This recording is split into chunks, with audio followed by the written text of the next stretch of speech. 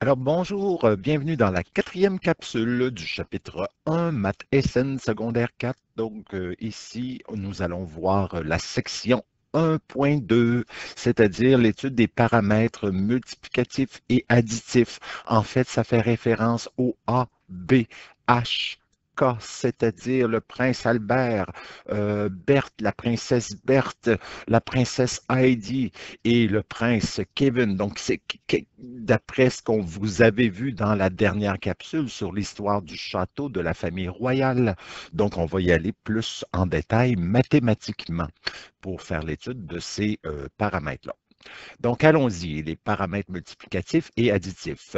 Donc, il est possible de transformer la règle d'une fonction de base en modifiant les paramètres A, B, H, K qui lui sont associés. Donc, par exemple, quand j'utilise ce qu'on a vu dans la dernière capsule sur l'histoire de la famille royale, la fonction de base que j'appelle ici la fonction château. Évidemment, ce n'est pas une fonction mathématique qui existe dans le programme. Donc ça ici, j'ai utilisé ma créativité pour vous démontrer le rôle de chacun des paramètres. Donc, j'ai la fonction de base du château. Et si je veux écrire la règle avec les 4 paramètres, qu'est-ce que je fais? Donc, j'écris d'abord la même chose. Donc, ici, j'ai ma fonction château qui entoure le x, tourne, qui entoure la reine X. Et donc, qu'est-ce que je vais faire pour ajouter les paramètres? Donc, tout d'abord, on a le paramètre A et K, donc le paramètre Albert qui est à l'extérieur du château et le paramètre K qui est à l'extérieur aussi du château, mais au bout. Donc, ça, c'est le Kevin en question, le prince Kevin. Donc, après ça, on ajoute le paramètre H qui va suivre avec la reine X. Donc, on n'oublie pas, la princesse Heidi doit toujours être dans la même pièce dans le château.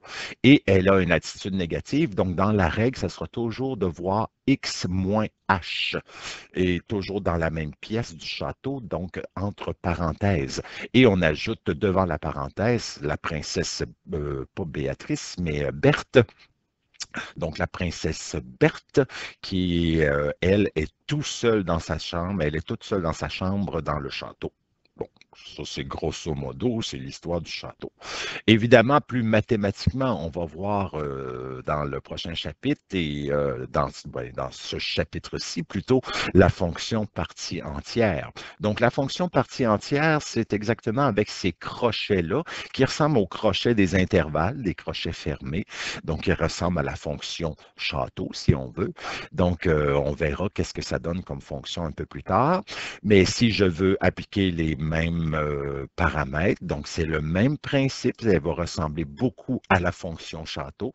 Donc, le A et le K à l'extérieur, le B, donc devant la parenthèse avec X moins H entre parenthèses, donc dans la fonction château ou dans la fonction partie entière. Par exemple, on va voir aussi l'étude de la fonction du second degré, qu'on appelle aussi la fonction quadratique. Donc, la fonction du second degré, c'est lorsque le x est au carré. Donc, même chose, je fais comme si le x est entre parenthèses avant de l'appliquer à la 2. Donc, devant la parenthèse, j'ai le a, j'ai le paramètre k. À l'intérieur, j'ai x moins h entre parenthèses et devant cette parenthèse-là, à l'intérieur de la fonction second degré, j'ajoute le paramètre b qui va avoir une influence sur le graphique. La modification de ces paramètres peut entraîner des transformations graphiques de la courbe de la fonction de base, c'est-à-dire un étirement, une contraction, donc ça veut dire que ça va effouérer la fonction. C'est beau ce verbe-là, effouérer, ben, vous comprenez le sens. Sinon, elle va subir une translation ou si je change les signes des paramètres A ou B, ça va faire une réflexion soit par rapport à l'axe des X ou soit par rapport à l'axe des Y.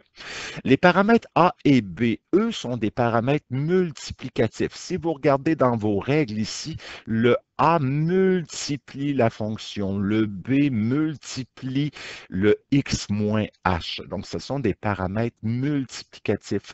Tandis que le H et le K sont des paramètres additif. Et dans le sens paramètre additif, évidemment, on peut avoir une soustraction aussi. De toute façon, dans la forme de base, c'est toujours x moins h qu'on va voir dans la fonction de base. Et pour le cas, lui, il sera toujours plus k. Donc voilà pour les paramètres multiplicatifs et additifs. Allons-y maintenant plus en détail avec le paramètre A, c'est-à-dire le paramètre du prince Albert. Donc, si le paramètre du prince Albert, le paramètre A, lui, qu'est-ce qu'il fait? Il va faire subir un étirement vertical si le A en valeur absolue. La valeur absolue, ça veut dire que si jamais ton paramètre A est négatif, tu le rends positif. Donc, par exemple, si c'est moins 2, je vais dire, OK, c'est un étirement vertical de facteur 2. 2 est plus grand que 1, donc ça va impliquer que c'est un étirement vertical, donc ça va agrandir, ça va étirer vers le haut, vers le bas. Sinon, si le paramètre A en valeur absolue est entre 0 et 1, donc une fraction plus grande que 0, mais plus petite que 1, ça va faire une contraction, donc un effoirage, comme on dit en bon français. Et sinon, si le A est négatif, ben à ce moment-là, on va avoir une réflexion. Donc, allons-y. Pour un exemple d'étirement vertical, ici, donc, j'ai ma fonction partie entière qui me donne une fonction en escalier en bleu. Ça, c'est ma fonction de base. Et si je regarde ici, j'ai mis le paramètre 2, donc le A qui est toujours à l'extérieur du château. Donc, le paramètre 2, ça veut dire que mes marches de cet escalier-là vont être 2 fois plus hautes. Donc, j'ai un paramètre 2 et donc ça implique que c'est plus grand que 1. Donc, la transformation de cet escalier-là va subir un étirement vertical. Sinon, si j'ai mon paramètre qui est une demi, donc le une demi qui est inclus entre 0 et 1, à ce moment-là, ça fait une contraction. Donc, ma droite elle a été effoirée, donc elle a subi une contraction verticale. Et si jamais le A est négatif, donc ici j'ai ma fonction du second degré, ma fonction quadratique en bleu, donc qu'est-ce qu'elle a subi comme transformation? Elle a subi une réflexion par rapport à l'axe des X, donc à ce moment-là, on met le moins devant la fonction. Donc voilà pour le paramètre A. Oui, donc ici, je mettais en évidence que c'est une réflexion par rapport à l'axe des X et le signe devant la fonction qui est moins. Le paramètre B, donc le paramètre de la princesse Berthe, qui est très jolie avec ses bigoudis. Donc, elle est chanceuse, elle a des cheveux. Donc, le paramètre B, donc, qu'est-ce qu'il fait, lui? Il va modifier aussi. Donc, il va faire, par contre, ici, ça ne sera pas vertical, mais un étirement, un étirement horizontal si le B en valeur absolue est une valeur entre 0 et 1, donc une fraction plus petite que 1, mais plus grande que 0. Donc, une contraction horizontale si c'est plus grand que 1, et s'il y a une valeur négative pour le paramètre B, donc c'est une réflexion par rapport à l'axe des Y, l'axe des ordonnées. Donc, regardons ici. Donc là, j'ai ici le paramètre B. On n'oublie pas, Berthe travaille avec le X, est toujours dans le château avec sa mère, la reine X.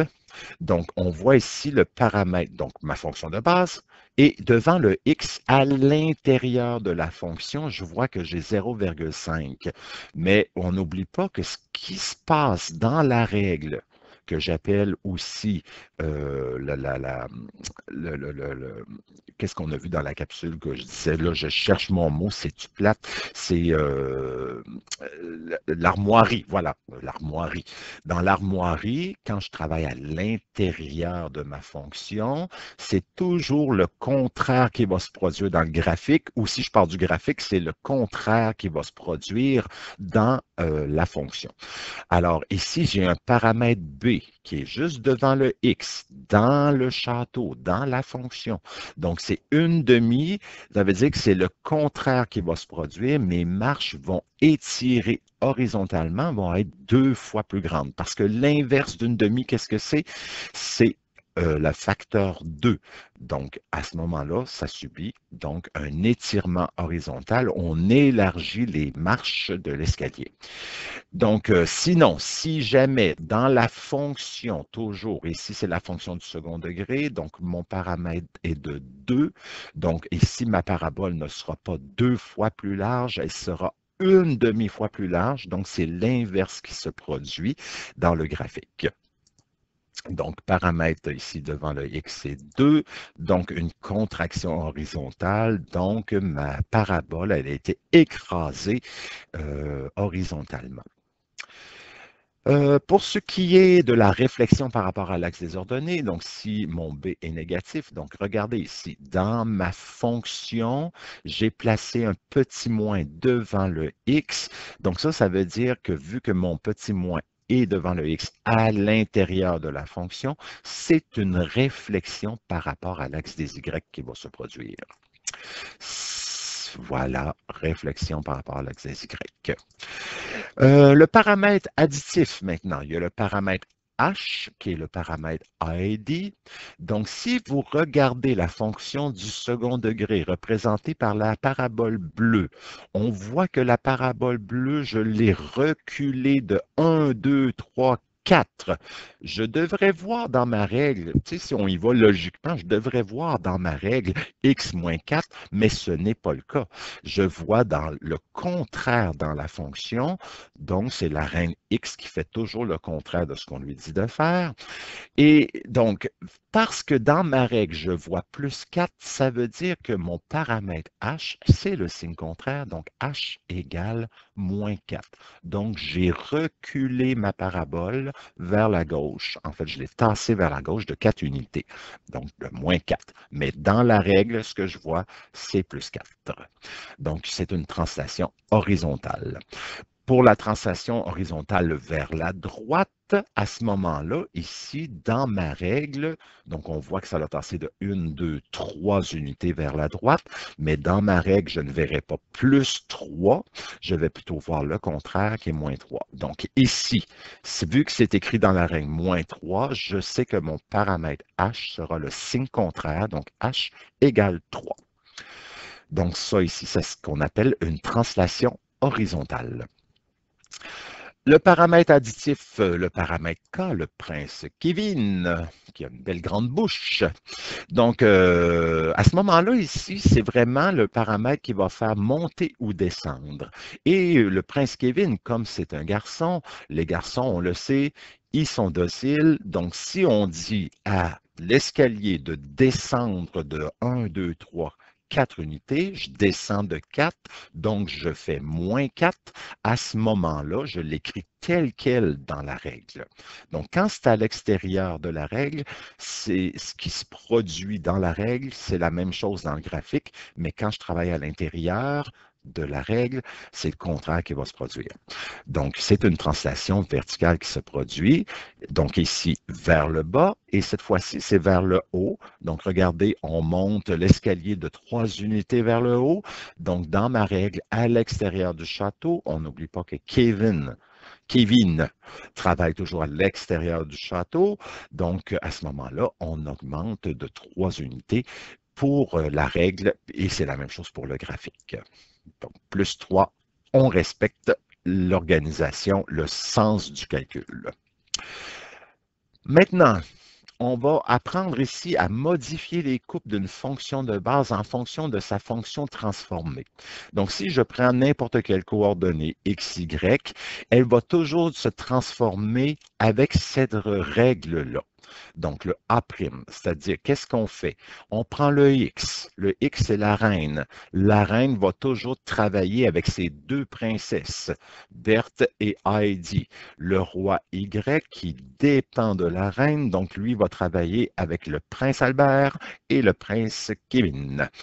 Donc, ça va être important à mettre dans tes notes de cours. Donc, par exemple, je prends la fonction f de x égale x à la 2. Ça, c'est une fonction du second degré. Et là, ici, je vous ai mis g de x qui est sa fonction transformée avec les 4 paramètres. Le a, le H ici, qui est sous-entendu, qui est moins 1, hein, le signe contraire, et le K qui vaut 3, et le B qui vaut ici une demi. Donc, le A vaut moins 1, parce que c'est à l'extérieur de ma fonction, donc devant, c'est le facteur A. Ici, le 1 n'apparaît pas, mais ça, c'est le 1. On n'est pas obligé de l'écrire, mais s'il est négatif, c'est important de respecter le signe. Donc, le A vaut moins 1, le B qui est ici, qui vaut une demi, le H qui est le signe contraire de ce que je vois apparaître dans la fonction. Donc, là, ici, je vois plus 1 dans la fonction. Mon H, il vaut moins 1, signe contraire. Puis le K, ben, lui, il respecte le signe que l'on voit. Donc, allons-y. Je sais que le couple moins 2, 4 fait partie de cette fonction-là. Donc, dans ma parabole, je sais que ma parabole va passer par cette coordonnée-là. En voici la preuve. Donc, si x vaut moins 2 dans cette fonction-là, je fais mon calcul. Moins 2 à la 2, c'est moins 2 fois lui-même. Donc, moins 2 fois moins 2, qui me donne 4. Donc, ici, c'est sûr que le point B fait partie de cette fonction-là. Donc, si je veux savoir quelle sera l'image dans cette fonction-là transformée, ben allons-y, j'applique cette formule-là. Donc, mon B va se transformer en B', c'est-à-dire que je vais aller chercher d'abord le X qui vaut moins 2. Donc, le X que je trouve dans mon couple de ma fonction de base. Qu'est-ce que je vais faire avec? Je vais le diviser par B. Mon B vaut une demi, donc je divise par une demi. Plus, j'ajoute le paramètre H, mais mon paramètre H, c'est moins 1. Donc, c'est plus moins 1.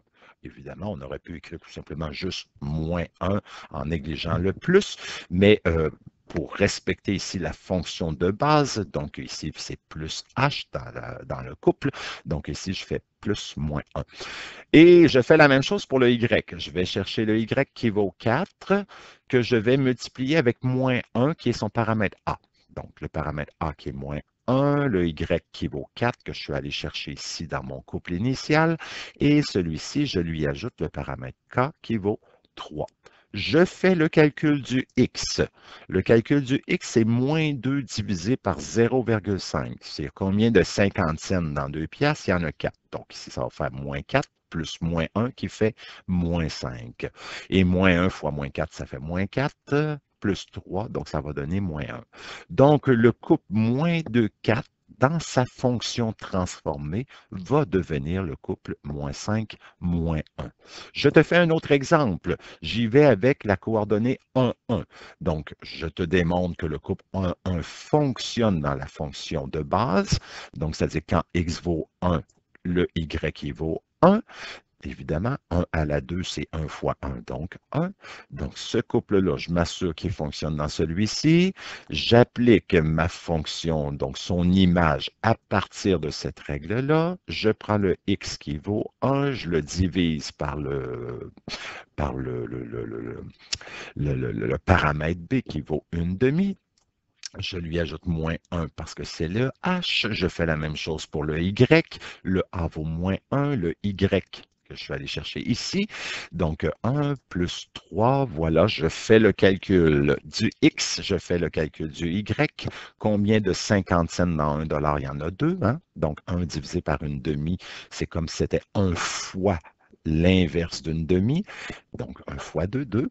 2 plus moins 1, ça fait 1. Et moins 1 fois moins 1, moins 1 fois 1 qui fait moins 1 plus 3. Donc, moins 1 plus 3 qui va faire 2.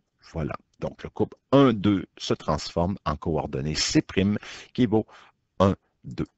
Voilà, ça termine ainsi cette quatrième capsule. Bon travail, les amis.